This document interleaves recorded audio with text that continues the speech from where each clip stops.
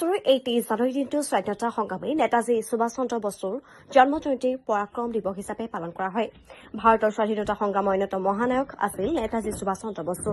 মহানায়ক স্বাধীনতা সংগ্ৰামী নেতাজী সুভাষ চন্দ্ৰ বসুৱে আজাদ হিন্দ ফৌজ গঠন কৰি ব্ৰিটিছৰ বিৰুদ্ধে সহস্ৰ সংগ্ৰাম চলাইছিল। আজি সমগ্ৰ দেশজুৰি উদযাপন কৰা হৈছে সুভাষ চন্দ্ৰ বসুৰ জন্মজয়ন্তী। ইয়াৰ সমান্তৰালকৈ বৰপেটা ৰোডতো নেতাজী সুভাষ চন্দ্ৰ বসুৰ ভাৱনা মঞ্চৰ উদ্যোগত দুদিনীয়া বৰ্ণাঢ্য কাৰ্যসূচী উদযাপন কৰা হৈছে নেতাজী 129 সংখ্যক জন্ম জয়ন্তী।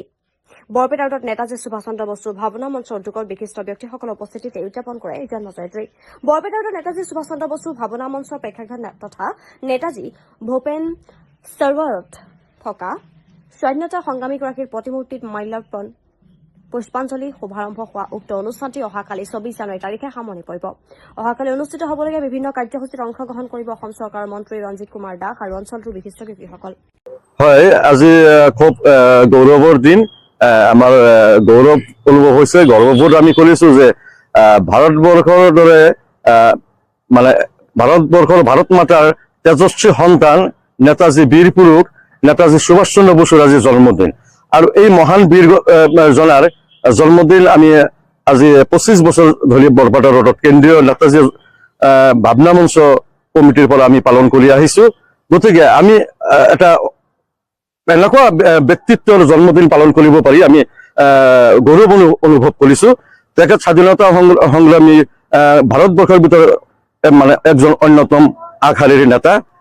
গতিকে তেখেতক আজি আমি এই বিশেষ দিনটোত শ্ৰদ্ধাৰে সোঁৱৰিছো। আৰু আমাৰ অনুষ্ঠান ইতিমধ্যে আজিৰ যিটো আমাৰ কাৰ্যসূচী ফাৰ্ষ্ট হাফৰ কাৰ্যসূচী ইতিমধ্যে আমাৰ মাংগলিক অনুষ্ঠানখিনি মানে পতাকা উত্তোলনৰ পৰা আৰম্ভ কৰি কাৰ্যসূচীখিনি মাল্যদান পুষ্পাঞ্জলি অৰ্পণ এইখিনি আমাৰ কাৰ্যসূচী মানে সমাপ্ত হ'ল। আবেলি আছে মন্ত্ৰী প্ৰজ্বলন আৰু অহাকালি আছে আমাৰ মুকলি সভা বঁটা বিতৰণী অনুষ্ঠান আৰু সাংস্কৃতিক সন্ধিয়া। গতিকে এই সমগ্ৰ অহাকালিৰ সমগ্ৰ অনুষ্ঠানটোত সমূহ বৰপেটাবাসী ৰাইজৰ সহায় সহযোগিতা আৰু উপস্থিতি আমি আন্তৰিকতাৰে কামনা কৰিছো। আপোনালোকৰ চেনেলৰ মাধ্যমতে আমি সমূহ বৰপেটাবাসীক অহাকালি আবেলি 4 বজাৰ পৰা লক্ষ্মীনাথ বেজবৰুৱা পুথিভঁৰালৰ প্ৰেক্ষাগৃহত উপস্থিত থাকিবলৈ অনুৰোধ জনাইছো। আমাৰ প্ৰথমে ৰাষ্ট্ৰীয় পতাকা উত্তোলন, তাৰপিছত নেতাজী সুভাষ বসু ভাৱনা মঞ্চৰ পতাকা উত্তোলন আৰু আমাৰ নেতাজী প্ৰতিকৃতিত মাল্যদান পুষ্পাঞ্জলি আজি লগতে সমবেত সংগীত মানে আজি আমাৰ মাংগলিক অনুষ্ঠানটো ইতিমধ্যে হ'ল আৰু সন্ধিয়া বন্তি প্ৰজ্বলন আছে। আৰু অহাকালি 24 জানুৱাৰী মুকলি সভা বঁটা বিতৰণী অনুষ্ঠান আৰু সংগীত অনুষ্ঠান বিভিন্ন অনুষ্ঠান অহাকালি আমাৰ ৰাখা আছে।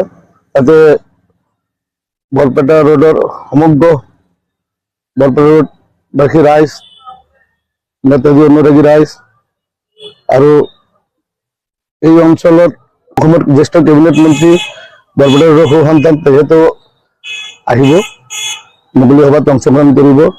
তাৰ লগত আমি বৰপেটা ৰোডৰ বৃহত্তৰ বৰপেটা ৰোডৰ সমস্ত নেতাজী অনুৰাগী ৰাইজক অহাকালিৰ অনুষ্ঠানত উপস্থিত থাকি আমাৰ এই অনুষ্ঠানটো সাফল্যমণ্ডিত কৰি তোলাৰ কাৰণে আমি সকলো নেতাজী অনুৰাগীসকলক আমন্ত্ৰণ জনাইছো।